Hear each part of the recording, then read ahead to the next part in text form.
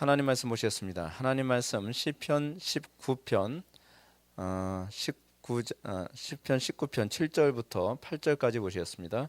시편 19편 7절부터 8절까지 말씀, 구약 성경 제 성경으로는 815페이지입니다.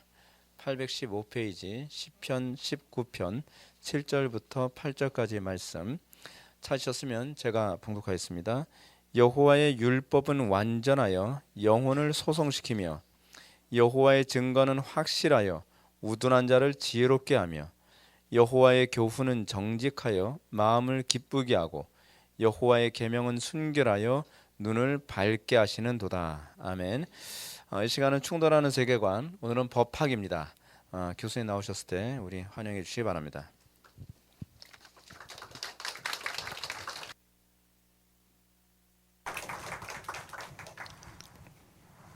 안녕하세요. 네.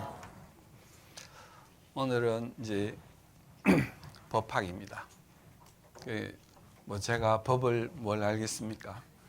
그렇지만 우리 법을 잘 아시는 이제 변호사 그리고 또 검사, 판사 이런 분들하고 만나서 이야기를 해보면 성경은 법전이라고 이야기를 합니다. 기본적으로. 그것도 이제 계약법. 하나님이 우리에게 약속을 주시고 이렇게 하면 내가 이렇게, 그걸 이렇게 못하면 이렇게, 그 약속을 꼭 지키겠다고 하나님이 또 짐승을 쪼개고 하나님이 스스로 또 약속을 하시기도 하고, 그 성경을 법전으로 보는, 그래서 그 법을 근본으로 해서 발달한 것이 독일 쪽에서 이제 주류로 하고 있는 대륙법이라고 이야기를 해요. 그래서 오늘도 이제 6 종류의 이제 세계관에서 이 법에 대해서 어떤 관점을 가지고 있느냐를 우리가 이제 보고자 합니다. 기독교 법학은 이 러셀 커크라는 분이 이 법과 윤리를 분리시키면 안 된다라고 이야기를 합니다. 그래서 여러분은 법과 윤리를 어떻게 구분하십니까? 둘 다 옳고 그름을 따지는 것 같은데 윤리는 무엇이고 법은 무엇이냐 하는 거죠. 그래서 그 비유를 할 때 사람들이 그 도로에서 차선과 옆의 가드레일의 비유를 많이 합니다. 차선을 잘 지키는 것은 차를 몰고 차선을 잘 지키는 것은 교통사고가 나지 않도록 하는 굉장히 좋은 이 선이죠. 그 선을 잘 지키라고 하는 것이 그게 이제 윤리입니다. 근데 그걸 잘 안 지키고 왔다 갔다 하다가 보면 심하면은 길 밖으로 인도로 들어가든지 아니면은 절벽으로 낭떠러지로 떨어지든지 그걸 막기 위해서 가드레일을 합니다. 그러니까 법은 윤리의 어떤 최소한의 그 대중을 지키기 위한 룰로서 만들어진 게 이제 법이죠. 그러니까 가드레일과 차선. 우리는 차선부터 잘 지켜야 돼요. 차선을 잘 지켜야지 이게 법이 필요 없어지는 거죠. 차선을 벗어나기 시작하면 그 다음부터는 이 가드레일이 있음에도 불구하고 그것을 뚫고 나가 떨어지게 그렇게 됩니다. 그래서 윤리적 원천, 그게 무엇일까요? 보면 이 칼 헨리라는 분은 하나님이 법의 유일한 제정자이시다. 우리에게 주신 법은 그 하나님이 주신 거라고 이야기를 합니다. 그래서 모든 사람과 모든 사회 조직은 그분 앞에서 이 자기의 어떤 문제에 대해서 해명할 필요가 있다. 문제가 있는 그 부분에 대해서 내가 왜 이렇게 했는지, 왜 그런 행동을 했는지에 대해서 설명할 필요가 있다고 얘기를 하는 거죠.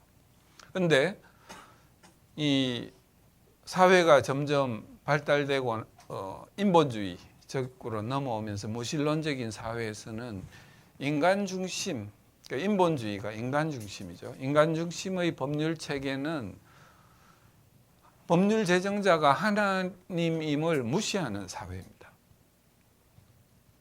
그래서 그 사람 자기들이 만든 법으로 이제 그걸 이끌어 가려고 하는 거죠. 그래서 이 하나님의 법인 살인, 도둑질, 사기, 강도 이 십계명에 나오는 그런 부분들이죠. 그거를 죄가 아닌 걸로 부정하는 사회, 그런 사회가 될 것이고, 이 그 하나님이 제정하신 그런 우리에게 주신 그 법률 말고 하나님이 우리에게 주신 자연법 있잖아요. 그러니까 자연의 법칙, 그것도 하나님이 우리에게 주신 법이거든요. 그걸 무시하고 10층에서 뛰어내리면 우리는 나 뛰어내려가지고 가볍게 걸어가지고 내려올 수 있다고 스스로 생각하다가 이제 떨어지는 거죠. 그러니까 법을 지키지 않는 것은 그거와 동일하다고 이야기를 하는 겁니다. 그리고 인간 중심으로 법률을 만들다 보면은 늘 제가 이야기했죠. 그 기준을 자기에게 가까이 붙이는 경향이 있다는 거죠. 그 사람이 자기 스스로 어떤 기준을 만들 때는 항상 자기에게 유리하도록 그 기준을 만드는 경향이 있고, 그렇게 되면 결국 집단과 집단, 사람과 사람 사이에 싸움이 일어날 수밖에 없습니다. 그래서 그런 법이 예를 들어 만들어지면 반대편에서는 그걸 법을 지키려고 하지 않습니다. 그리고 싸우게 되죠. 그래서 이 스탈린, 레닌 이런 공산주의 사회에서 이 수백만, 수천만을 학살하는 이런 일이 생기게 됩니다. 그래서 우리는 인간 개개인의 이익에 치우치지 않는 객관적인, 누구에게도 공정하게 있는 그 잣대가 필요한데, 그 잣대가 하나님이라는 거죠. 그 법이라고 이야기를 하면은 자연법과 실정법이라는 게 나옵니다. 실정법은 지금 현대 사회에서 사람들이 국회에서 우리가 법을 만들어 가지고 운영하고 있는 그 법을 실정법이라고 이야기해요. 특히 인본주의 사회에서. 자연법은 우리가 있으면은 이건 잘못되었다, 잘되었다, 잘못되었다를 우리가 스스로 알 수 있는 거예요. 하나님이 우리에게 가르쳐 주신 것 때문에. 그래서 이 자연법이라는 것은 그 하나님이 우리 마음속에 새겨주신 그 법, 내추럴 로인데, 그 실정법은 모든 법은 인간 사회에서 합의에 의해 가지고 이루어졌다라고 이야기하는 게 실정법입니다. 그러므로 실정법은 그 무신론적인 사고에서 이제 유래했기 때문에 인간이 진화하고 사회가 진화하듯이 법도 진화해야 된다. 그래서 법을 굉장히 느슨하게 봅니다. 왜냐하면 이때 만들었는데 사회가 점점 변화해 가니까 이 법이 지금 여기에 맞느냐, 이제 이런 생각을 많이 하게 되고, 특히 미국이나 이런 사회에서는, 포스트 모던 사회에서는 이제 입법부에서 그 입법의 정신이 무엇이었든 간에 판사가 그걸 가지고 자기 나름대로 그냥 해석해 가지고 판결을 내려버립니다. 그러니까 입법기관이 수없이 많이 생겨버리는 거죠. 그래서 그 인간을 우연의 산물로 보는 그런 법 때문에 실정법은 진화론에 기반한 법률 체계이다라고 이야기를 합니다. 화이트헤드라는 미국의 이제 미 헌법의 인권 부분에 대해서 이야기하는 이분은 법의 영속성과 기준이 없을 때는 어떤 특정한 기준이 없으면 그거는 판사 마음대로 할 수 있는 게 되는 거예요. 아까 이야기한 것처럼. 그러나 법의 영속성이 있고 절대적인 어떤 기준이 있으면 그걸 이 판사가 어떻게 그걸 함부로 할 수 없는 거잖아요. 절대적인 기준, 절대적인 판단 기준이 존재하게 된다는 거죠. 그래서 기독교는 하나님이라는 절대적인 기반 위에 세워진 법률을 이야기하기 때문에 변덕이나 이 어떤 사회의 변화에 의해 가지고 요동하지 않는 법 체계를 생각을 하고 있고, 그다음에 인간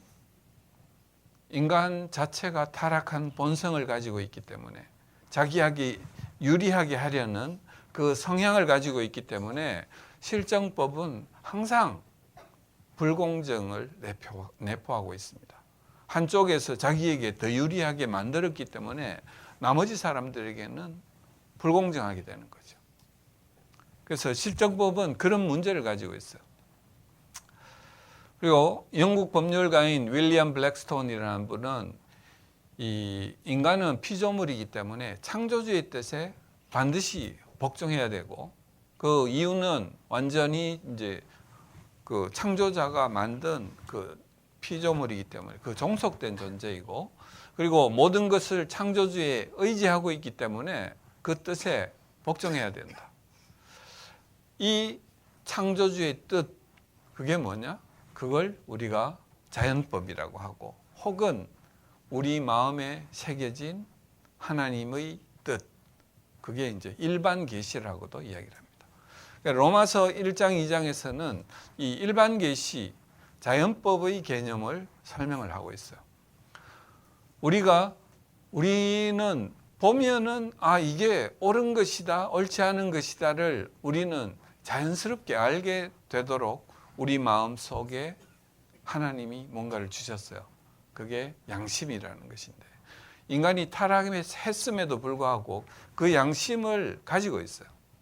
그러니까 이 직관적으로 이게 옳은 것인지 나쁜 것인지를 우리는 알 수 있다고 이야기를 합니다. 그러나 알 수 있지만 거기에 대해서 순종하지는 못한다고 하는 거죠. 타락했기 때문에.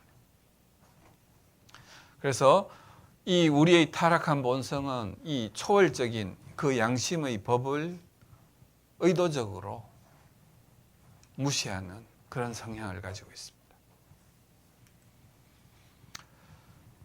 그다음에 이제 아까 이야기한 것처럼 우리가 자연히 알 수 있도록 우리 마음에 아로새겨진 그 양심, 그리고 하나님이 우리에게 가르쳐 주신 그 내용을 일반 계시라고 한다면, 성경은 우리에게 일일이 구체적으로 글로 하나님이 이 성경의 작가에게 영감으로써 그걸 쓰도록 만들어 가지고 옳고 그름의 구체적인 옳고 그름을 하나님이 설명해 주신 거예요. 그걸 우리는 이제 특별 계시라고 이야기합니다. 일반 계시와 특별 계시. 그래서 레위기 18장 같은 경우는 너희들이 이집트의 노예로 살던 그곳의 제도를 따르지 말라. 다시 너희들이 살게 될 가나안 지방의 그 제도를 따르지 말고 내가 시키는 대로 해라. 요렇게 이거는 나쁜 짓이야. 이런 거 이렇게 이 하나님이 설명을 하신 거예요. 그래서 특히 가증하다고 하나님이 여기는 관습, 근친상간, 간음, 영아살해, 동성애, 동물과의 성관계, 뭐 이런 등등을 이 하나님이 레위기에 일일이 적어 놓으셨어요. 그래서 그거는 우리가 어떻게 빼도 박도 할 수 없는 하나님이 딱 찍어 놓은 특별한 계시라는 거죠. 그리고 이 기독교인들은 이 일반 계시와 특별 계시 두 큰 기둥 위에 우리가 그 법률을 세워야 됩니다. 그래서 인간의 지혜와 구별되는 별개의 어떤 특별한 이것이 있어야 된다고 하는 것이죠. 그래서 윌리엄 블랙스톤, 아까 영국의 그 법률가는 이 기초 위에, 그러니까 영국의 오래전이에요. 1800년대, 1700년대 이러니까 이제 그때는 기독교적인 그 세계관에서 이 두 기초 위에 인간의 법률이 모두 놓여 있다고 이야기를 합니다. 그래서 이 일반 계시와 우리의 양심과 그다음에 성경에서 구체적으로 이야기하시는 이 두 개의 기둥, 이걸 근거로 해가지고 만들어진 것이 신법이라고 합니다. 그러니까 divine law 해가지고 신성한 법, 그러니까 하나님이 우리에게 가르쳐 주신 그 법, 그걸 우리가 신법이라고 하고, 거기에 이 일반 계시, 특별 계시에 기초를 둔 법률이고, 이거는 이 인간이 제정한 법률을 이거는 좀 문제가 있어 없어 하는 것을 한 잣대가 될 수 있는 기준이 되는 것이죠. 화이트헤드가 이야기하기를 신법에 등을 돌리는 사회는 그 대가를 치를 것이다 라고 이야기를 하면서 그 우리 정부의 삼권 분립, 그 다음 주에 할 이제 정부 그 정치편을 보면은 삼권 분립이 하나님이 우리에게 가르쳐 주신 정치의 형태로 좋은 거예요. 그래서 그때 입법부는 뭘 하는 것이냐? 신법을 인간의 법에 옮겨 적는 기관이지 자기 마음대로 그걸 만들어내는 게 아니라는 거죠. 그 다음에 사법부는 정의가 구현될 수 있도록, 하나님의 정의가 구현될 수 있도록 신법을 적용해서 판결하는 기관이고, 행정부는 신법을 따르는 사람을 보호하고 따르지 않는 사람을 응징해서 그 사회가 제대로 유지될 수 있도록 하는 것이 이 입법부, 사법부, 행정부가 해야 될 일이라고 하는 것이죠. 기독교 법률은 5가지 근본이 있다고 합니다. 신법의 근원은 하나님의 성품과 본성에 있다. 우리 자연법과 일반 계시와 특별 계시 전부 하나님께서 우리에게 주신 것이고, 도덕 질서는 하나님의 성품으로부터 오죠. 하나님 외에 선한 자가 누가 있느냐? 예수님이 그렇게 말씀하셨죠. 그래서 하나님의 성품에서 도덕과 질서가 나올 수 있다는 거죠. 인간은 하나님의 형상으로 창조되었고 그 목적이 있다. 그렇기 때문에 우리는 하나님의 그 법을 따라야 된다는 것이죠. 그 다음에 예수 그리스도의 성육신 사건으로 하나님이 직접 인간과 같은 모습으로 나타나셔가지고 우리를 구원하기 위해 직접 돌아가셨기 때문에 우리는 훨씬 더 이 인간이 얼마나 소중하냐 하는 것을 우리가 알게 된다는 거죠. 그래서 앞으로 예수 그리스도의 그 선악의 기준에 따라서 인류가 심판을 받을 것이다 라고, 이게 이제 기독교 법률의 5가지 근본적인 내용입니다. 그래서 하나님은 신법에, 그 디바인 로에, 일반 계시와 특별 계시 2개의 기준에 합하는 그 법에 복종할 의무를 우리에게 부여를 하셨고, 그걸 지킬 경우 우리의 순종에 대해서 인권을 보호할 권리를 약속하셨어요. 그래서 아까 말씀드렸던 것처럼 성경은 계약인 거죠. 하나님이 우리에게 그렇게 이제 약속을 하셨어요. 순종하면은 하나님이 허용하신 범위의 권리의 범위 내에서 우리는 자유롭게 즐길 수 있는데, 불순종하면은 성경에 드러나 있는 어떤 권리 체계에서 이 고통을 받을 수 있는 그런 걸 이제 하나님이 우리에게 말씀으로 이제 주신 거죠. 그러면 만일에 이제 정치 집권을 하고 있는 사람들이 신법을 경시하면 어떻게 되느냐? 악법과 악한 행정이 만들어지게 된다는 거죠. 편파적인 법이 만들어지게 되고, 부패와 포악과 범죄, 방조, 공적 자금의 낭비. 그래서 조금 지금 우리가 보는 어디와 비슷한 이제 이런 거를 우리가 느낄 수가 있어요. 편파적인 법이 만들어지려고 자꾸 시도가 되고 있고 이런 그게 있습니다. 그다음에 그래서 이제 정부의 형태를 좀 바꾸더라도 아무리 그걸 고안해도 신법에 대해 순종하지 않는 한 그 문제는 지속된다는 거죠. 그래서 절대적인 어떤 그 기준을 우리가 그 망각하고 우리 마음대로 뭔가를 할 때는 항상 문제가 생긴다는 거죠. 그래서 신법은 인간의 권한을 부분적으로 제한을 합니다. 하나님 질서에 맞게 행동하고 너 자신의 길을 따르지 말아라고 하나님은 우리 항상 명령을 하십니다. 인간은 박탈할 수 없는 하나님이 주신 권리를 가지고 있지만은 타인들로부터 그 삶을 보호할 수 있고 그렇지만 스스로의 삶을 파괴할 수는 없어요. 하나님은 우리에게 약속을 하셨지만 그 자신의 스스로의 길을 따라가지 말라고 하나님 우리에게 부탁을 하십니다. 그 다음에 이 판관들은, 그러니까 재판관들은 공정한 분쟁을 종결하게 할 것을 이제 명령받습니다. 그래서 이 법률을 적용하는 재판관들은 그 정직해야 되고 부자에게는 뇌물을 받거나 이렇게 하면 안 된다고 이야기를 하는 거죠. 작은 자와 큰 자의 말을, 작은 자를 편파적으로 도와주라 이런 그거는 아니에요.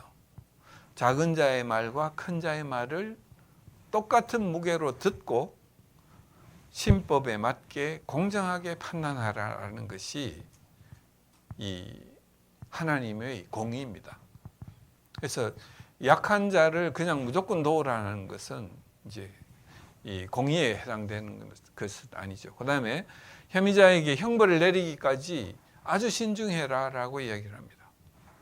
그래서 모든 것이 명확해질 때까지 절대 특히 사람을 사형을 시키는 문제에 대해서는 확인될 때까지를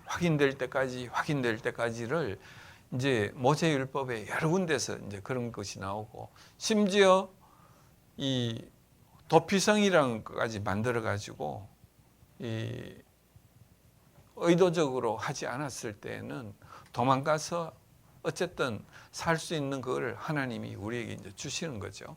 그래서 형벌을 내릴 때는 신중해야 되고 제일 마지막에 불확실할 경우는 끝에는 하나님께 그걸 맡겨두라는 거죠.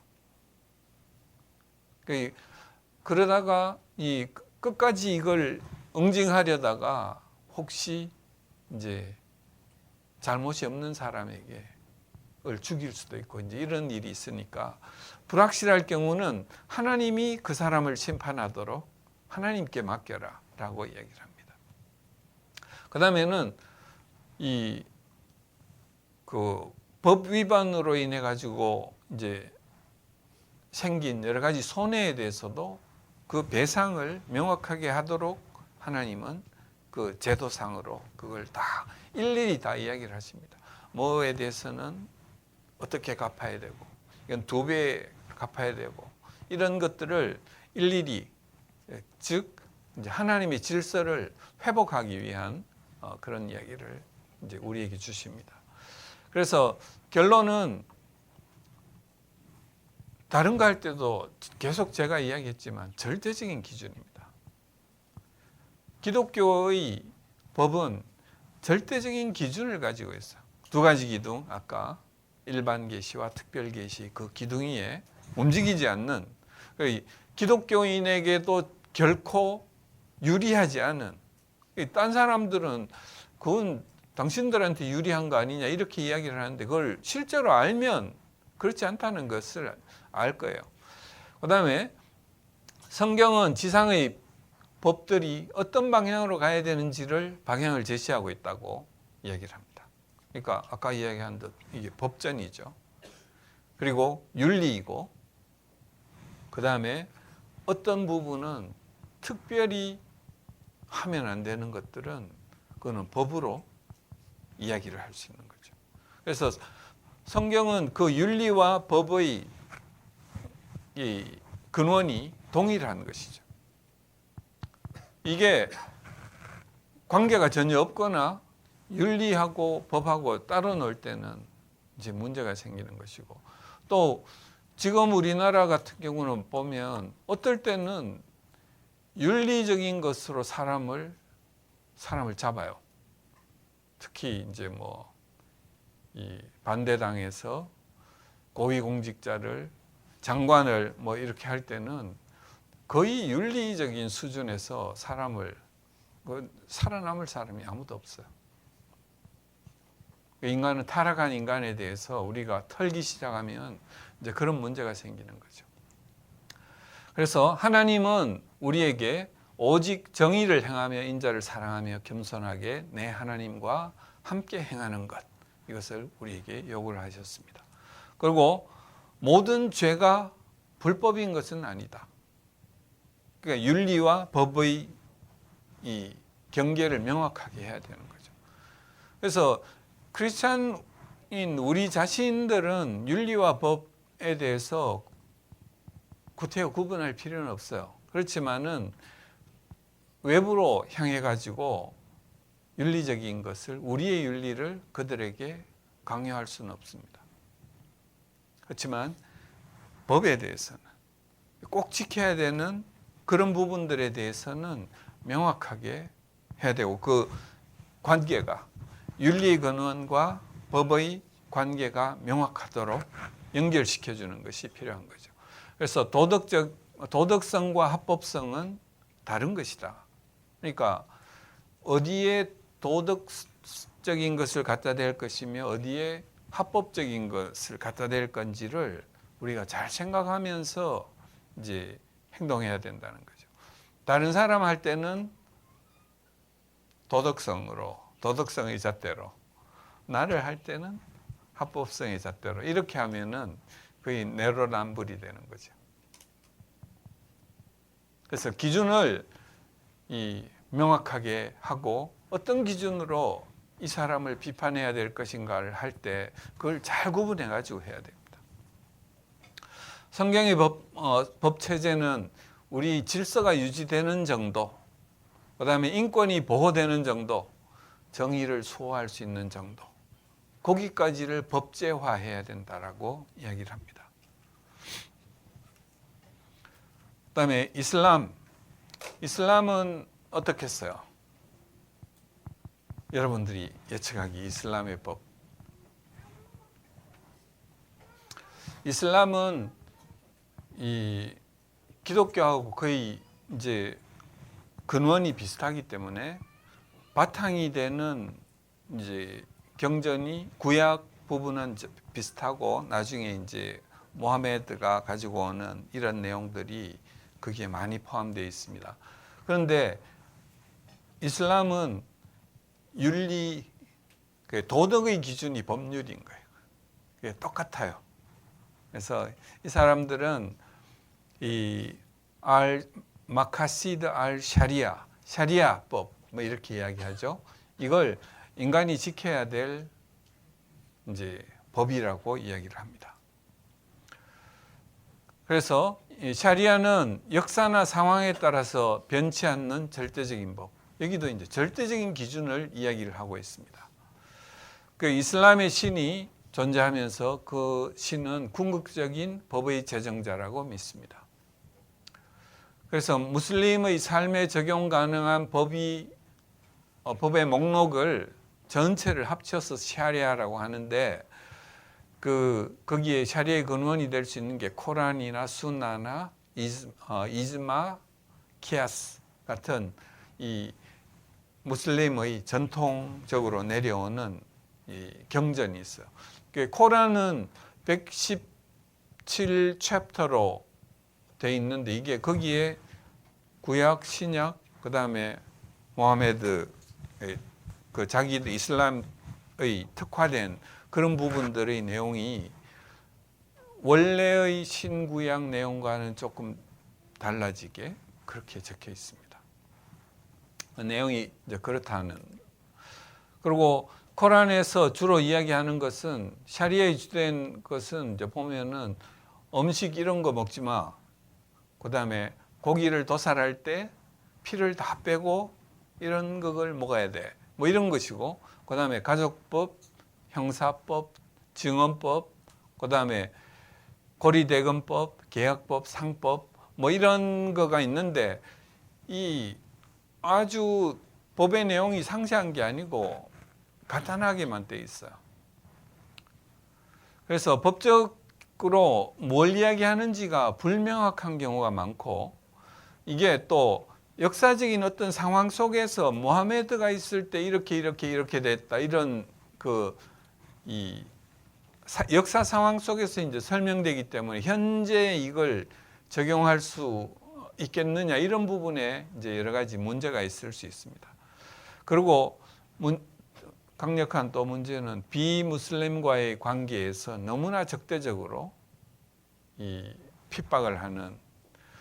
그리고 예를 압둘라만 케이스 같은 경우는 이 사람이 이제 외국에 가서 개종을 했어요.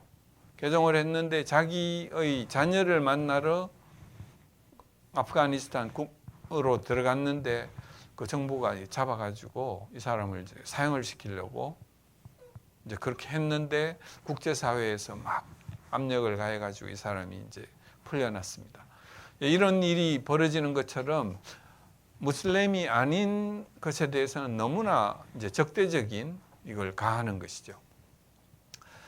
그다음에 이 근원이 너무 여러 곳에 있기 때문에, 그리고 거기 사이에 어느 게 상위법이고 어느 게 하위법이고 이런 거의 관계가 불명확하기 때문에 이 상호 충돌되는 여러 가지 구절들이 굉장히 많이 나오고, 그거의 해석을 굉장히 좀 해석하는 사람이 자의적으로 할 수 있게 되는 그런 부분에 문제가 있습니다. 그 이슬람의 전통, 그것을 수나라고 하는데, 무하마드의 행적을 에 대한 기록도 여기 이제 포함이 됩니다. 그래서 무하마드가 했던 관행, 판결, 진술 이런 것들을 이제 법으로 생각을 하는 것이죠. 코란에서 어떤 법적 부분을 다 포함하지 못하니까 다른 곳에서 많은 예화들을 가지고 와가지고 그걸 가지고 이 근거로 삼습니다. 그렇지만 모순되는 결과가 많이 나온다. 그 다음에는 이즈마라는 것은 이슬람이 처음 만들어지고 한 300년 동안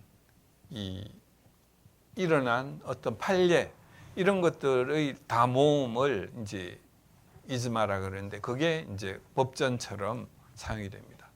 키아스는 이제 코란과 하디스에 없는 상황을 판단하기 위한 법적 추론들이 있는데, 이건 이제 또 종파 간의 차이가 많아요.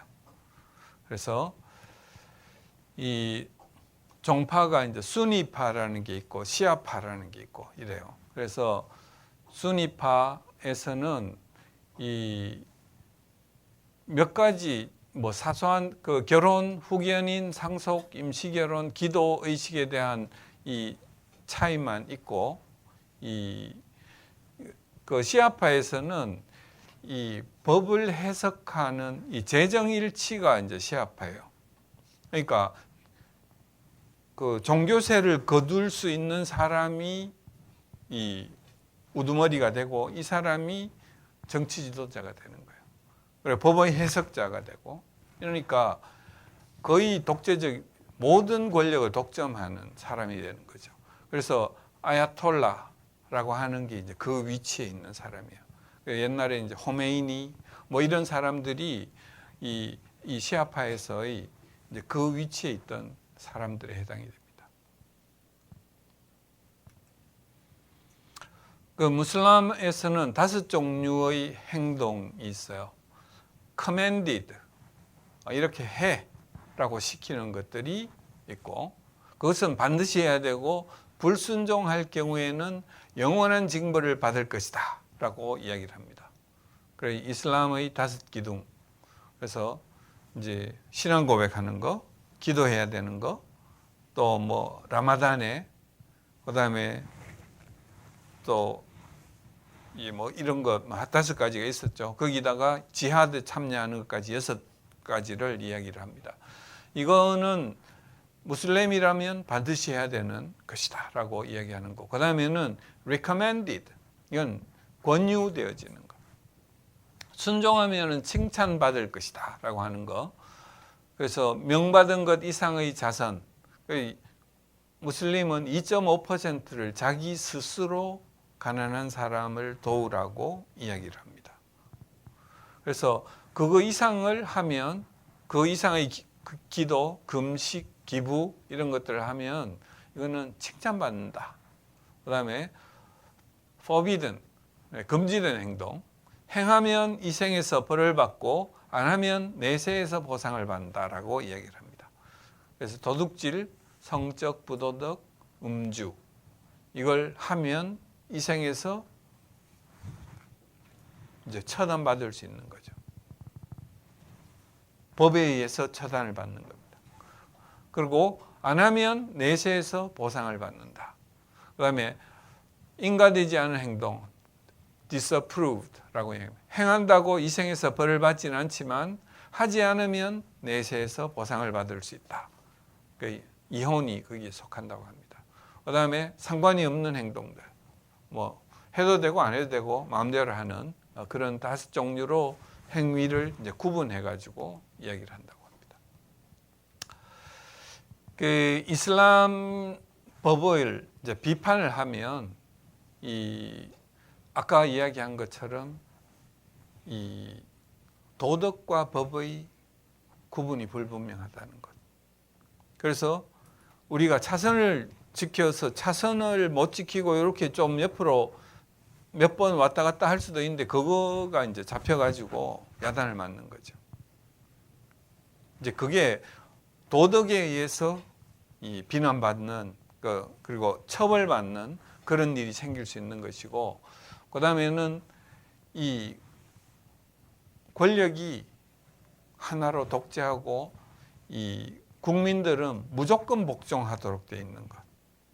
이 절대적인 권력과 절대적인 이 복종을 요구하는 사회이기 때문에 이 이슬람 국가들이 대부분 자유롭지 못한 국가, 인권이 그 제대로 지켜지지 않는 국가에 해당이 됩니다. 그래서 이 액톤경이 이야기를 한 것처럼 모든 권력은 부패하는 경향이 있다. 그래서 인간의 절대적인 이 타락으로 인해 가지고 모든 인간은 타락이 있기 때문에 권력을 가진 자라고 타락을 하지 않는 것이 아니다. 권력자도 이 부패하는 경향이 있기 때문에 절대 권력은 절대적으로 부패한다. 그러니까 그걸 제어할 수 없는 어떤 절대 권력이 있다면 그걸 함부로 쓰게 돼 있다는 것이죠. 그래서 이게 그런데 이제 이슬람에서는 무조건 복종이기 때문에 개인에게 왜 이렇게 저한테 왜 이러세요? 이걸 이야기할 수 없는 것이 가장 큰 문제인 거죠. 그래서 정부 지도자나 종교 지도자를 비판하는 것은 불법입니다. 무조건 복종이기 때문에. 그래서 이런 문제가 이슬람의 가장 큰 이제 문제이기도 합니다. 그래서 이 근본적으로는 우리 기독교인도 이 법을 지키는 것뿐 아니라 그 도덕, 아까 차선을 지키는 것, 그걸 우리가 절대 지키도록 노력해야 되는데, 그건 이제 이슬람과 동일한 것인데, 이거는 법으로서 지켜야 되는 것이고, 여기는 법은 이 가드레일을 벗어났을 때는 처벌을 받지만, 이 부분에 대해서는 어떻게 처벌하지는 못하는 것이잖아요.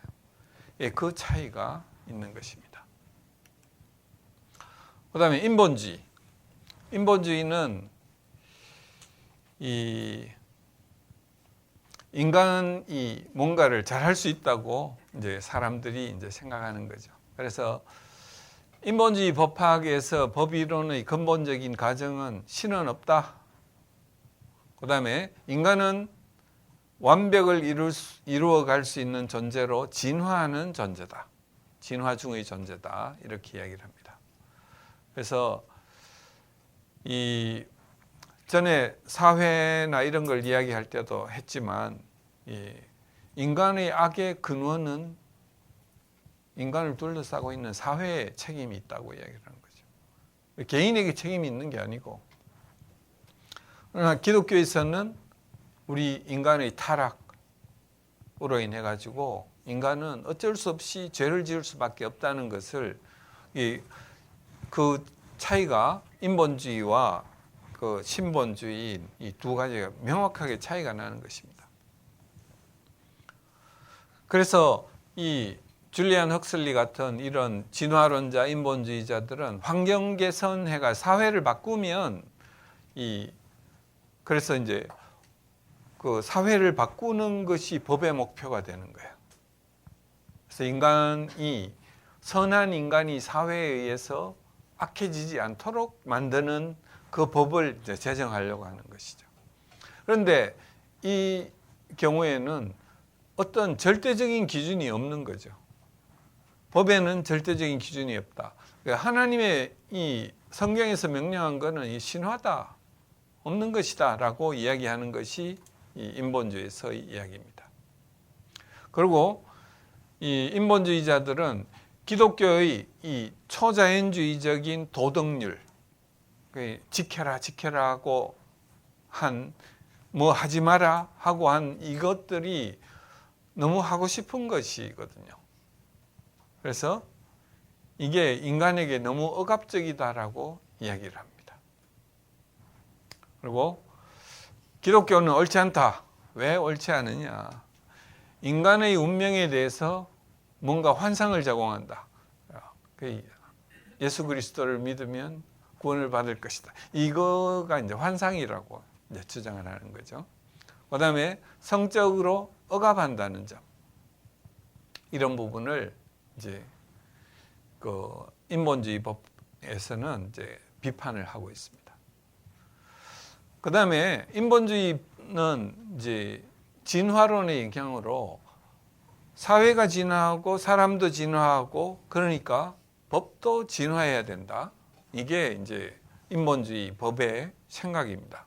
그래서 이 미국 대법관 중에 한 사람도 인본주의자인데 이 사람 이런 이야기를 했어요. 나는 인간에게서나 원숭이나 모래 하늘에 부여된 것과 다른 어떤 의미를 찾지 못하겠다. 원숭이하고 인간하고 다를 게 뭐냐? 이 사람은 이제 그렇게 이야기를 하는 거예요. 그 다음에 이 모리스 B. 스토어라는 사람은 이 사람도 이제 인본주의자 법률가인데 인간은 왜 다른 동물들이 향유하지 못하는 어떤 권리를 가지는가? 인권이라는 게 도대체 뭔가? 그 권리를 부여하는 이제 고유의 차이점이 뭔가? 이걸 이제 자꾸 이제 질문을 해본 거죠. 그래서 진화의 최첨단에 있는 인간이기 때문에 이 권리가 생겼다고 얘기를 합니다. 그 전에 진화의 중간까지는 없다가 마지막으로 많이 진화된 인간이기 때문에 그 인권이라는 게 생겼다라고 이야기를 합니다. 그리고 그 인류가 지속적으로 진화하고 있기 때문에 그 인권도 진화한다고 이제 논리적으로 이제 그렇게 이제 설명되는 거죠. 그래서 인권도 진화한다. 이런 이야기를 인본주의자들 합니다. 그 다음에 그 기독교에서는 자연법에 대한 것을 이야기를 합니다. 그러니까 우리가 우리의 양심, 가만히 있어도 이건 잘못된 거야 라는 걸 스스로 알 수 있는 그 자연법이 어디서 왔는가? 우리는 하나님이 그걸 우리에게 새겨주셨다라고 이야기를 하는데 이 사람들도 이제 거기에 대한 고민이 있는 거예요. 그래서 기독교는 하나님이 제시한 기준이 있다는 것을 하는데 줄리안 웨이들레이라는 사람은 진화에 있어서도 자연법은 설명할 수 있다. 어떻게 설명하느냐? 그 자연법이 인간의 진화의 결과라고 이제 자기는 그렇게 이야기하는데, 독립선언문에서는 창조주의 선물이라고, 인권이 이제 창조주의 선물이라고 이야기를 한다. 근데 그 자연법의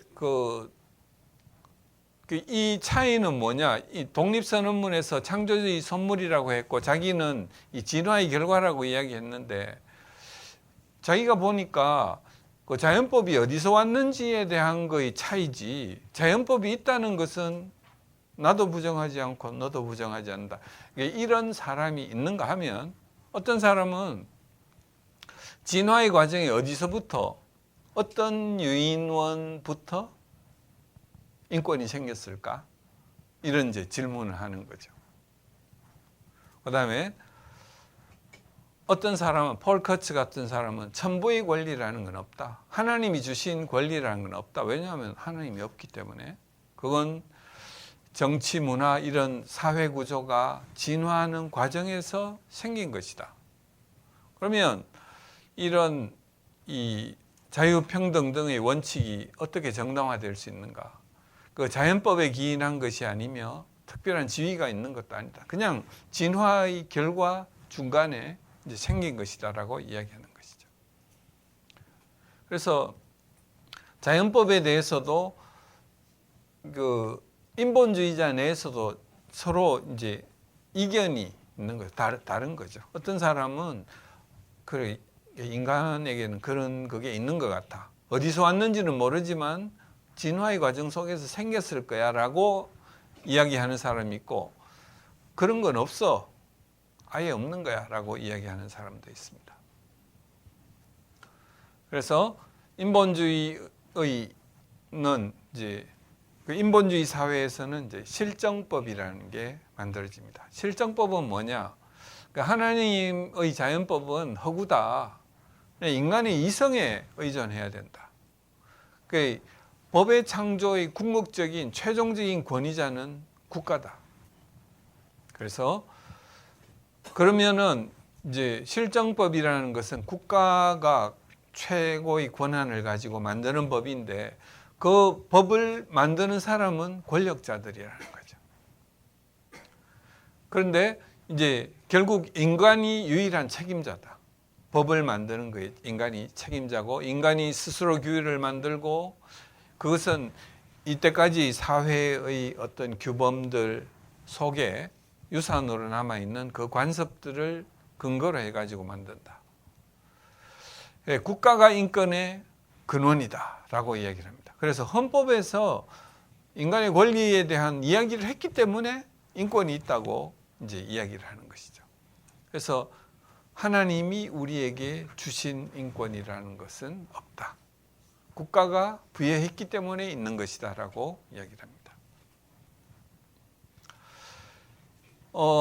그러면 이제 그 폴 커츠 같은 이제 인본주의의 아버지라는 이런 사람은 실정법의 체계로 우리가 이제 어떤 임의의 법을 만들게 돼요.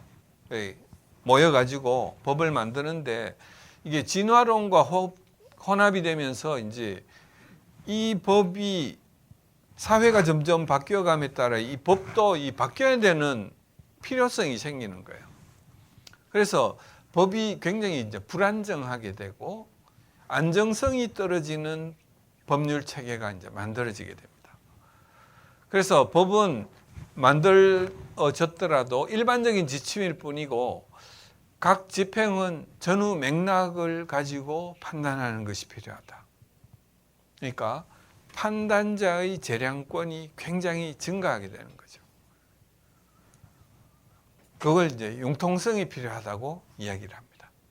그래서 실정법은 권력자에 의해서 자의적으로 집행될 가능성이 높아집니다. 그래서 그게 이제 가장 큰 문제가 될 수 있는 것이죠. 실정법이라는 것은 법의 궁극적인 권위를 국가, 그 법을 제정한, 헌법을 제정하고 법률을 제정한 국가에 그 권위를 두고, 특정 그렇기 때문에 이제 두 가지 문제가 생길 수 있어요.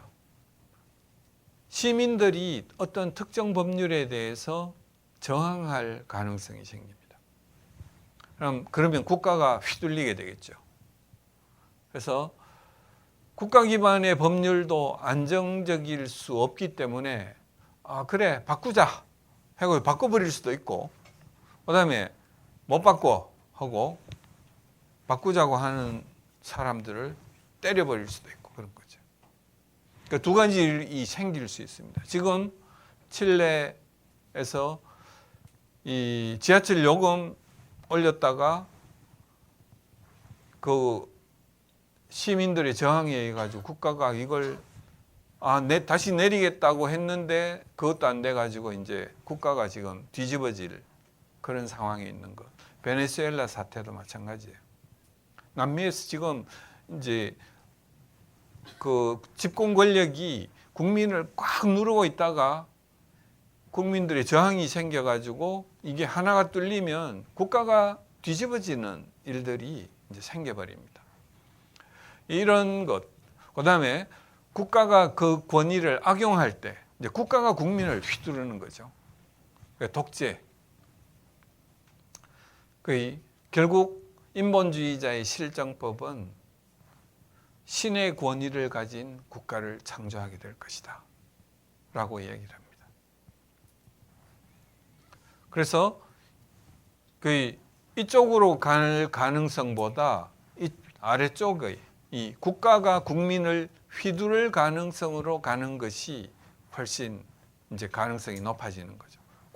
권력을 가지고 있기 때문에. 결론적으로 인본주의 진화론적인 세계관은 신은 없고 인간은 완벽을 달성할 수 있는 진화적인 짐승이다 라고 인간에 대해서 규정을 합니다. 법 질서도 진화 중이고 그 기준도 변화 중에 있다. 그러니까 절대적인 기준이라는 건 없다. 그래서 법, 윤리, 권리 등 어떤 초자연적인 근원도 없다. 정부가 법에 의해서 이야기했기 때문에 있는 것이지. 그래서 정부가 그걸 없다라고 해버리면 없어지는 거예요. 그게 아까 정부가 휘두를 수 있는 그 권한이 되는 것이죠. 독립선언서에서 이야기한 몇 가지 양동할 수 없는 권리를 창조주가 부여했다라는 이 내용이 있는 것을 이제는 인정하지 않는 거죠. 그 다음에는 이 인본주의자들 간에도 서로에 대한 어떤 도덕적 의무 같은 게 있을 거잖아요. 법으로는 정해지지 않지만 이제 그런 부분에 대해서 설명할 길이 막막한 거예요. 그러니까 실질적으로 법적인 의미를 가지지는 않는데 자기들끼리 사이에 뭔가 내가 자연히 이 사람에게는 이걸 해줘야 되고 우리 사이에 뭔가를 이렇게 해줘야 되는 그 룰 같은 게 그 자연법의 흔적이 그 사람들에게도 있는 거예요. 근데 그걸 설명할 길이 없는 거예요. 그 양심이라는 것을 설명할 수 없어요, 이 사람들. 그래서 그 인본주의자들 자신들은 법률에 근거하지 않는 다른 의무도 있다고 믿고 싶을 것이지만은 그 기반이 뭔가, 그 믿음의 기반이 뭔가 하는 질문에 대답할 수 없다는 거죠. 그러니까 실정법이라는 것은 법률에 근거하지 않은 의무에 대해서 설명할 수 있는 방법이 없어요. 근거가 없고 자연법에서는 하나님이 우리에게 그것을 심어주셨기 때문에 그걸 지켜야 된다고 우리가 저절로 알게 되는 그 내용이 결국은 그 양심에 해당되는 것이고 이제 자연법에 해당되는 것이다. 마르크스 레닌주의 그 인본주의하고 같은 방향으로 가겠죠. 신의 존재를 부정하고 인간은 진화 중인 짐승이라고 이야기를 합니다. 절대적인 도덕, 법적 기반은 없다라고 얘기를 합니다. 그다음에 이 그 공산주의는 근거가 뭐냐면 그 경제권, 경제의 기반을 가진 자와 가지지 못한 자를 구분하면서 가진 자가 가지지 않은 자를 너무나 빨아먹는다라고 이제 비판을 하기 때문에 이 둘 사이를 딱 나누고 이 가지지 않은 자가 가진 자를 뒤집어 엎어야 된다. 그래서 이 지금 국가의 시스템이라는 것은 가진 자가 가지지 않은 자를 빨아먹는 제도를 만든 것이다. 그리고 종교가 거기에 협조를 하고 이렇게 한 것이다. 그래서 이 종교도 필요 없고 국가도 필요 없는 것이다. 뒤집어 엎어야 된다. 이게 이제 공산주의, 마르크스 레닌주의의 기본적인 생각이에요. 경제적인 것 때문에 모든 문제가 생겼고 그 경제적인 불평등을 이루기 위한 제도가 만들어져 있고 그 제도는 무조건 깨서 다 없애야 된다. 이게 이 마르크스 레닌주의의 법학을 보는 이제 개념입니다. 그 부르주아 법의 근원이 뭐냐? 여기 본 것처럼 사회 속에서 인간의 계급 차이는 분쟁과 무질서를 창출한다고 합니다. 그래서 국가는 이 분쟁과 무질서를 없애기 위해서 어떤 질서를 갖추기 위해서 국가가 있는데 결국은 국가는 뭘 하느냐? 약한 자를 억압하는 구조를 가지게 된다는 거죠. 그래서 엥겔스는 이 서로 대립하고 있는 계급들이 끝없는 투쟁 가운데 스스로와 사회를 소멸시키지 않도록 이제 국가가 만들어져 가지고 이 체제는 사회 부산물이지만 사회 위에 군림하면서 사회적으로부터 점차 분리되고 있다. 그래서 사회 위에 있으면서 이 사람들을 못 살게 구는 제도라고 이야기를 합니다. 레닌 국가는 계급 간의 지배를 위한 기관이고 한 계급이 다른 계급을 억압하기 위한 기관이다라고 이야기를 합니다. 계급 간의 충돌을 억제함으로써 억압을 법제화하고 영속화시킨다. 그래서 법은 국가가 동료를 진압하기 위한 수단이다. 이게 이 마르크스 레닌주의자들이 보는 국가관이고 그 법의 체계입니다.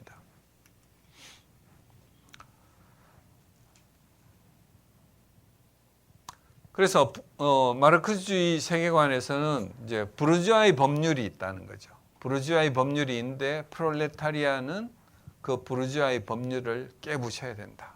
이게 이 마르크스주의 세계관입니다. 두 계급의 권력 투쟁을 하는데 부르주아에게 도덕적 판단, 법적 판단을 맡기는 것은 정의롭지 못한 것이다. 왜냐하면 프롤레타리아에게 불이익을 주니까.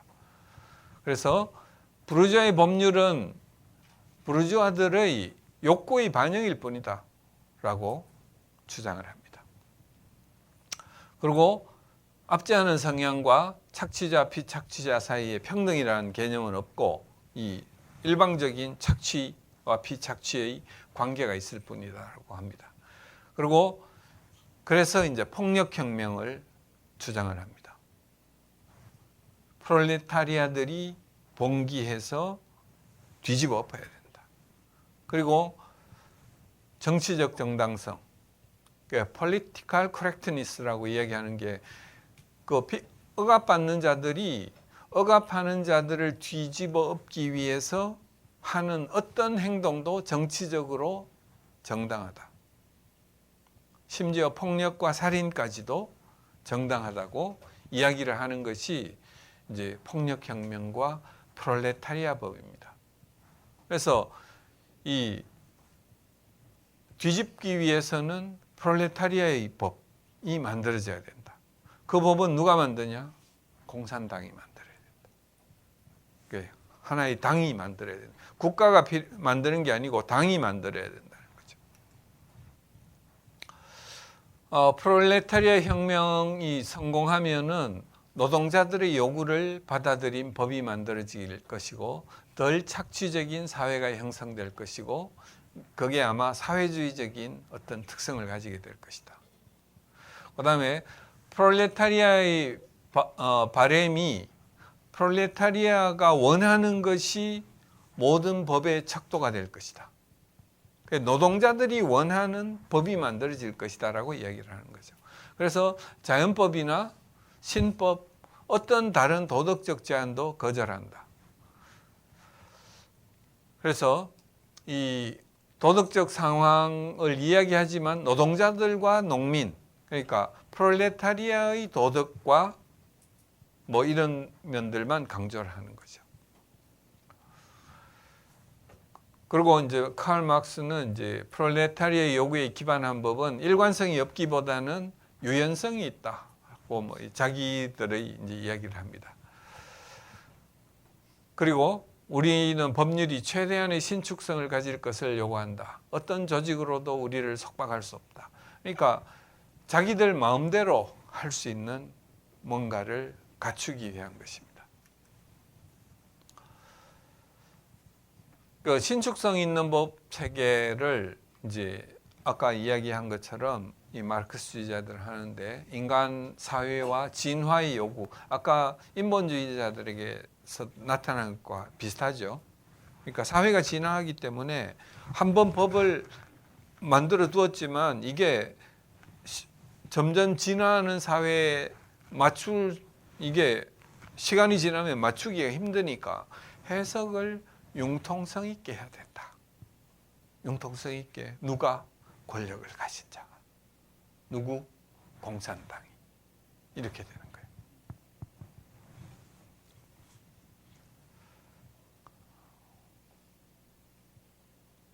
거예요. 법정은 국가의 권력기관인데 법정은 지배계급의 의지를 통해 정의를 규정한다. 권력을 가진 자의 의지에 기반한 것이 법실정주의다. 이렇게 된 겁니다. 공산당에 의해서 지배되는 프롤레타리아 법입니다. 그래서 아까 이야기한 것처럼 이 공산주의 사회에서의 프롤레타리아들이 만드는 법은 프롤레타리아들의 원하는 방향으로 만든다고 했는데 실제로는 그 사람들 개개인들의 원하는 것을 종합하는 게 아니고 공산당의 원하는 것을 만들게 된다는 거죠. 그래서 혁명을 이 성공의 순간부터 노동자들에 대해서 공산당이 지도력을 가진다고 주장을 합니다. 그래서 조지 오웰의 동물농장 거기 보면 동물들이 봉기를 일으켜가지고 농장주를 쫓아내고 혁명에 성공하잖아요. 그 다음에 권력을 가지는 게 누굽니까? 돼지들이죠. 그게 이제 공산당인 거죠. 그러면 지배계급이 없어졌나? 아닌 거죠. 그 다음부터는 돼지들이 지배계급이 되는 것입니다. 그런 형태로 가는 것이 이제 그 사람들은 이제 이상주의적인 거로 설명을 했지만 궁극적으로는 자기들의 권력 정치와 자기 마음대로 하기 위한 방편밖에는 안 된다는 것입니다.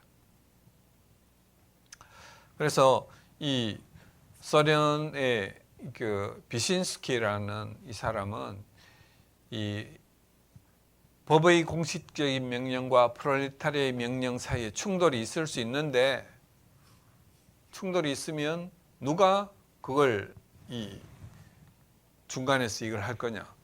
정당이 해야 된다. 공산당이 그걸 해야 된다. 이렇게 이야기를 합니다.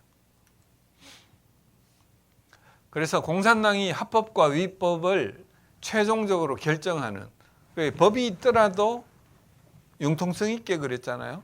결국 합법과 위법의 최종적인 결정은 공산당의 결정에 있게 된다는 거죠. 그래서 정당을 반대하는 자들은 이제 법을 어기는 것이 되고 정당이 모든 권력을 소유하게 되고 반대 반대자들에게는 자신들이 생각하는 정의를 행하는 거죠.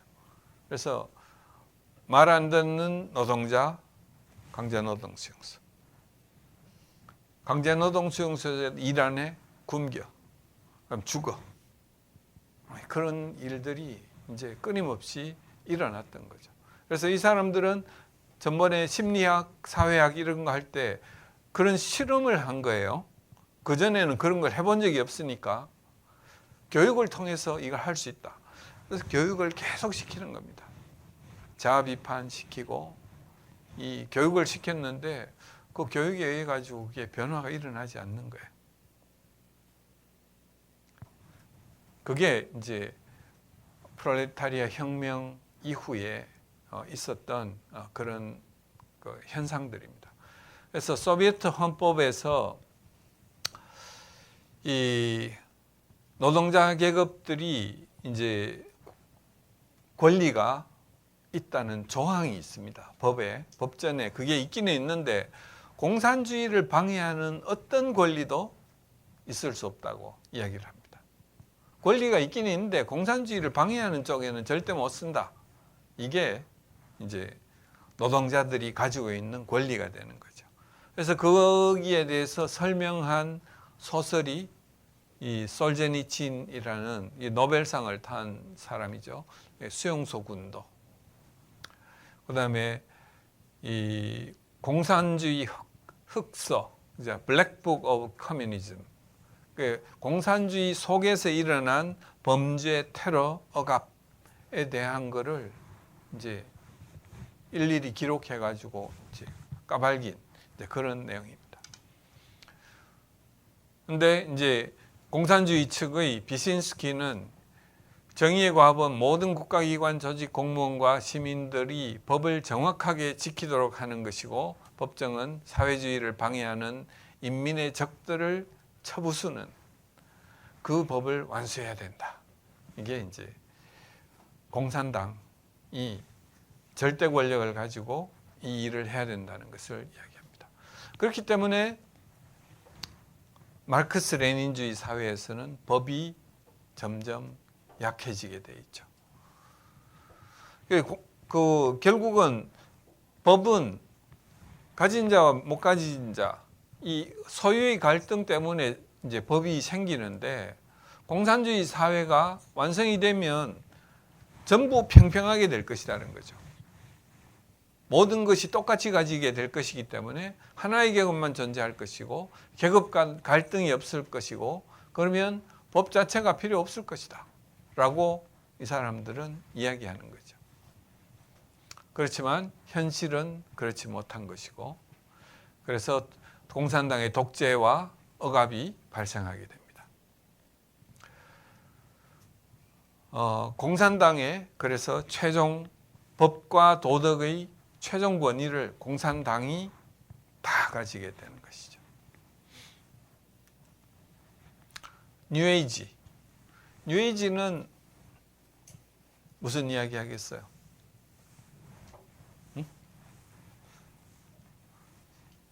뉴에이지는 법이 필요하다고 하겠어요? 뉴에이지는 법이 필요 없다고 하겠죠. 뭐 왜? 큰 나와 작은 나가 하나가 되면 법이 필요 없는 세상이 온다 이거잖아요. 여러분들 너무 법이 중요하지 않다. 법은 오히려 변화와 성장을 위한 여유를 허용하지 않을 것이다. 이렇게 너무 얽매고 있기 때문에 외부의 형식, 즉 법이 우리를 둘러싸고 있으면 우리가 큰 나와 작은 나가 만나는 이걸 이루려고 할 때 그 변화와 성장을 필요한 그 공간이, 여유 공간이 없어진다는 거죠. 그래서 문제가 더 생길 것이다. 그래서 뉴에이지는 셀프로라고 이야기를 합니다. 각자 자기 자신의 내면에 충실하기만 하면 우리는 어떤 것을 행하더라도 그건 합법적이다. 내가 법이다라는 거죠. 한 사람 한 사람이 법이기 때문에 내가 큰 나와 하나가 돼가지고 큰 깨달음을 얻으면 그거로 새로운 세계가 생기고 모든 것이 끝나기 때문에 뭐 잔잔한 거 이런 거 필요 없다. 외부적으로.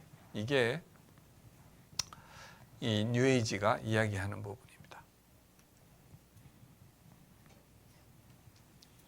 법은 신성을 달성하는 과정에 완전한 자유에 제동을 걸 뿐이다 라고 이야기를 합니다. 그 성경에도 이제 이런 개인이 스스로 신성과 소통하는 어떤 권리가 있다는 것을 성경에서는 가르치긴 하는데, 교회가 이걸 몇 세기 동안 변질시켜 가지고 이 기독교에서는 신성을 얻기 힘들게 돼 있다라고 이제 이 사람이 비난합니다. 그 사람 밑에 있는 사람. 결론적으로 법과 권위는 반진화적이고 신성을 향한 우리 진화를 방해하고, 그래서 우리가 육체가 이끄는 곳이면 어디든지 가라. 당신의 감각이 느낄 때 거기에 열중하고 아무도 당신을 방해하지 못하게 하라. 네 마음대로 하세요. 이 이야기입니다. 모든 것에 대해 무제한의 자유를 부여한다. 그래서 좋은 의미에서 법이 필요 없는 사회를 꿈꾸는 것이죠. 그렇지만은 현실적으로는 자기 마음대로 하다가 보면 부딪힐 수밖에 없죠. 부딪히는 사회가 생기는 겁니다. 포스트 모던은 어떤 이야기 하겠어요? 여기도 네 마음대로 하세요겠죠. 그 하버드 대학의 로스쿨의 교수였던 이제 버만이라는 교수가 이 서양법 체계는 어떤 신념에 뿌리를 두고 있다. 법 체계의 고결함, 종교적 기반, 초월적 특성. 그래서 이 기독교적인 기반을 가지고 있다는 것을 이야기합니다. 그런데 오늘날 그 기반이 되는 신념이 급속하게 사라지는 것을 우리가 보고 있다라고 이야기를 합니다. 그래서 그 결과로 법이 어떻게 되고 있느냐? 법이 파편화되고 있고 주관화되고 있고 도덕적인 것보다 사욕을 추구하는 방향으로 변하고 있다. 그래서 법이 붕괴되고 있다라고 이분이 이제 전체적으로 이 포스트 모던 사회에서 지금 법이 어떻게 돼가고 있는가 하는 것을 이야기를 했습니다. 그리고 그 속에서 이제 서양의 법 전통이 이제 그 이전에 기독교적인 기반을 가지고 있던 법 전통이 1차 세계대전의 파괴로부터 회복하지 못했다. 그 1차 세계대전이 뭐였냐? 식견 있고 교육받은 자들이 그런 자들에 의해서 자행된 사륙, 그 서양 문명의 그 지식과 이성의 그걸 충분히 가진 자들이 만든 그 전쟁이잖아요. 그 전쟁에 의해 가지고 약 9세기가량 중세 동안 쭉 이어왔던 기독교적인 어떤 기반이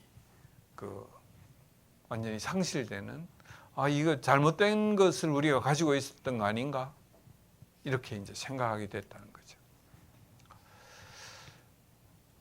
포스트 모던은 계몽주의의 이념을 이제 거부합니다. 이 계몽주의에 대해서, 계몽주의는 이성과 경험을 최고의 가치로 여기고, 그런데 이성과 경험을 최고의 가치로 여기는데 이건 백인 남성 우월주의적인 업적이다라고 이야기합니다. 그리고 이쪽에서 계몽주의에서는 객관적 지식에 집중해서 과학적인 방법, 법 정의의 개념을 정립해 놓습니다. 계몽주의는 이런 걸 하는데 포스트 모던주의자들은 이 계몽주의자들의 서양 법률에 대해서 어떻게 평가를 하느냐 하면은 지식과 정의의 근원에 문제가 있다. 그게 종교적인 근원. 그 다음에 법률이 그동안 힘을 가지고 있었던 백인 남성의 편견을 반영하고 있다. 그리고 이성이나 객관적 사실이라고 앞으로 내세운 것이 결국 백인 남자의 지배력의 구성 요소가 된다. 그래서 결국 중요한 것은 주관적인 알미다. 주관적인 알미고 그것들이 이제 소수자들이 선호하고 살아남을 수 있는 방법이라고 생각을 했습니다.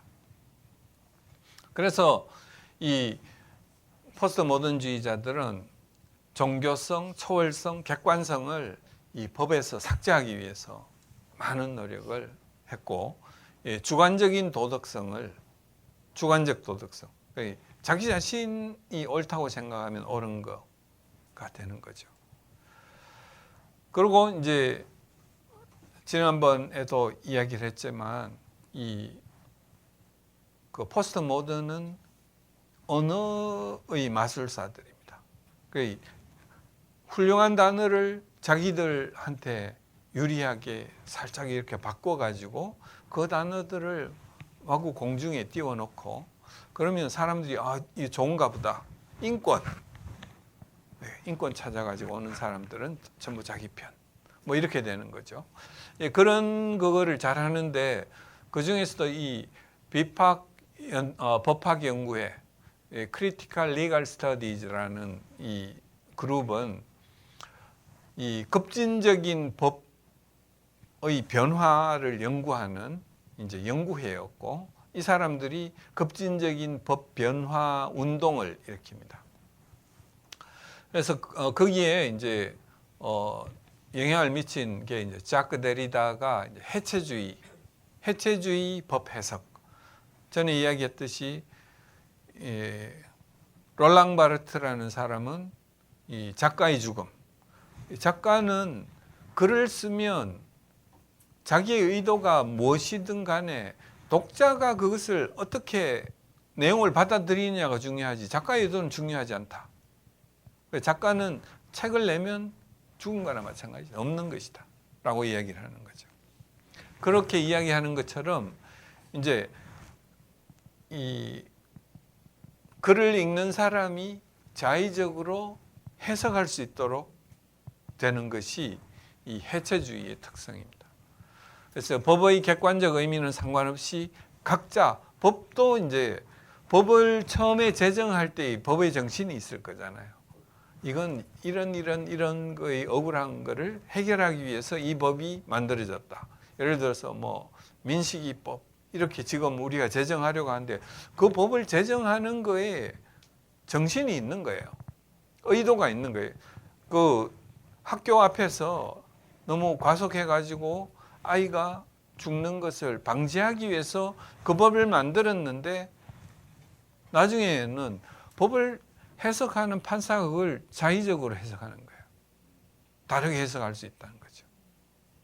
그게 이 해체주의 그리고 그게 비판 법학 연구회에 있는 사람들이 급진적으로 이걸 그 법을 바꿔나가는 그런 식의 일이 되고 그다음에 이야기했지만은 그 입법기관에서 법의 정신을 가지고 법을 만들었는데 미국은 판례법이잖아요.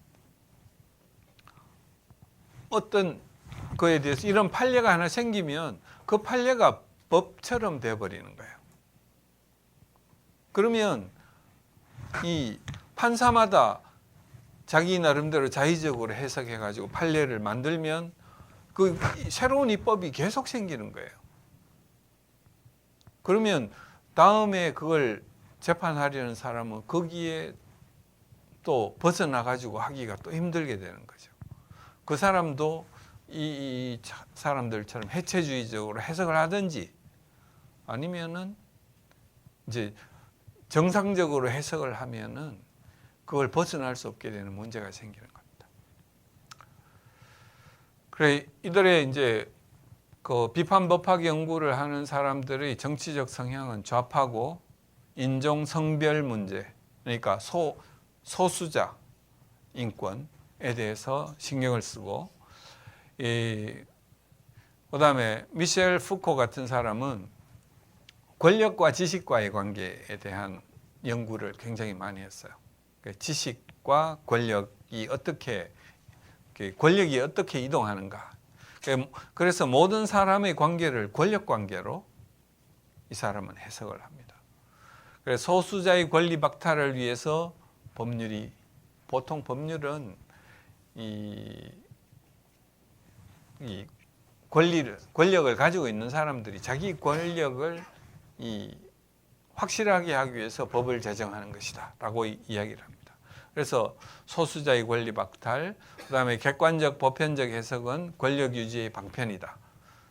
그래서 법에 대해서 객관적 보편적 해석을 하면은 소수자의 의견을 반영할 수 있는 방법이 없다고 생각을 하는 것이죠.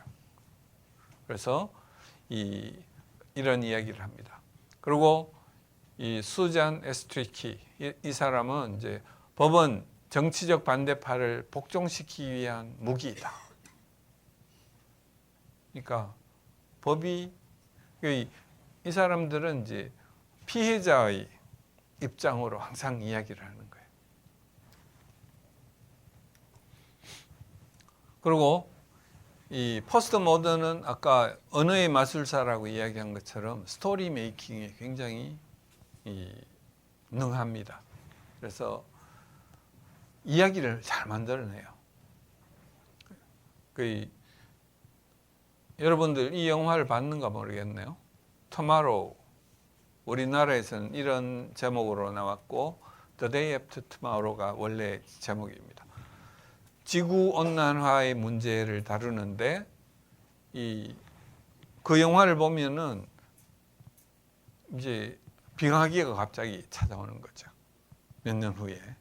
그래가지고 온 세상이 다 얼음으로 이제 뒤덮이는 그런 세상을 이야기해가지고 이게 그 대통령 후보 중에 한 사람, 민주당 대통령 후보 중에 한 사람이 여기에 대해서 이제 주장을 하면서 그런 영화를 이제 지지하고 막 캠페인을 벌이고 했었어요.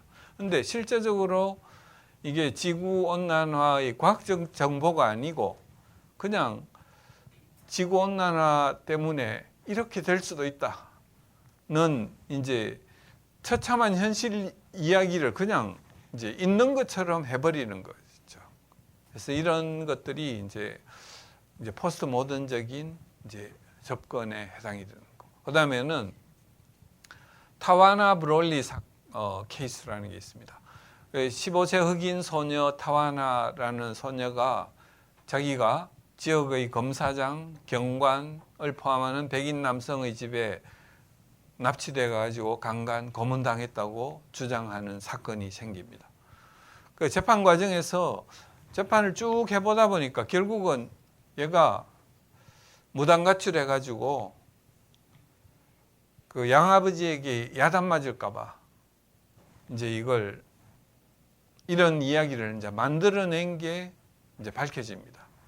근데 그 재판을 맡은 판사는 어떤 이야기를 했느냐? 판사의 판결 기록이 이런 겁니다.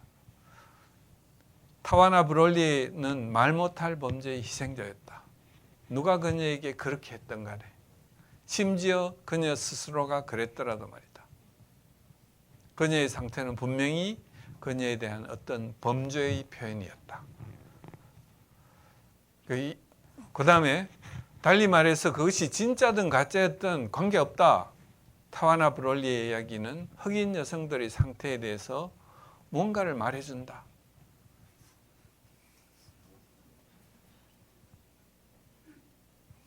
뭔가를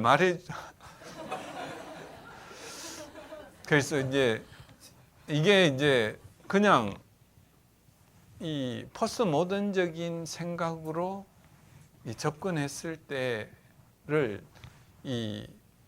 그 재판을 판결하는 판사조차 이제 이런 식의 이제 접근을 할 수 있다는 것이죠.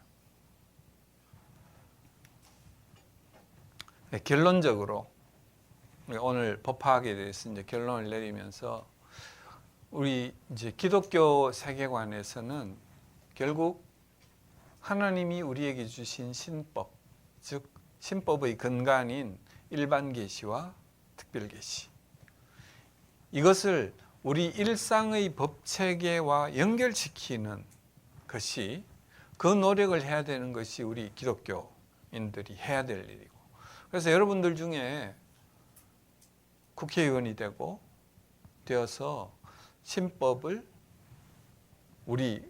우리나라의 법 속에 옮겨 적는 일을 끊임없이 해야 되고, 그 다음에 그 법들을 하나님이 우리에게 이야기하신 그 공의의 기준에 맞춰 가지고 재판하고, 그 다음에 실제로 그걸 안 지키는 나쁜 사람들을 벌 주고 잘 지키는 사람들을 보호하는 그 역할을 할 수 있는 행정사법부에 여러분들이 들어가서 그 일을 이제 할 수 있어야 되는 거죠.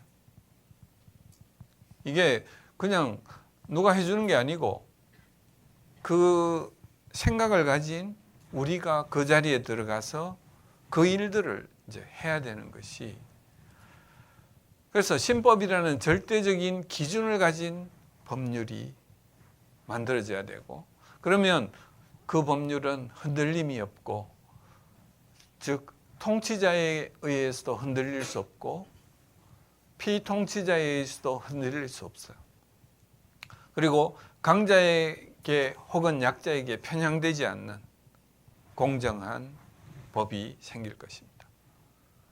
그러나 무신론자들이 이야기하는 실정법이라는 것은 절대적인 기준이 없고, 그렇기 때문에 흔들리기 쉽고 자의적이 될 수 있고 편향될 수 있는 거죠. 자의적이 되기 때문에 권력을 가진 자들이 자기 쪽으로 이걸 끌어오게 되는 것입니다.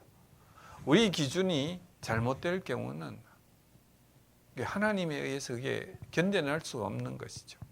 그래서 우리는 어쨌든 간에 이 양심과 법의 이 경계를 너무 떨어뜨리지 않고 우리는 동일하게 가야 됩니다.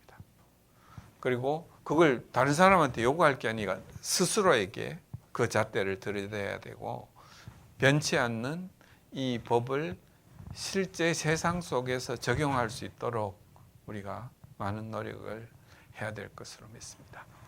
감사합니다.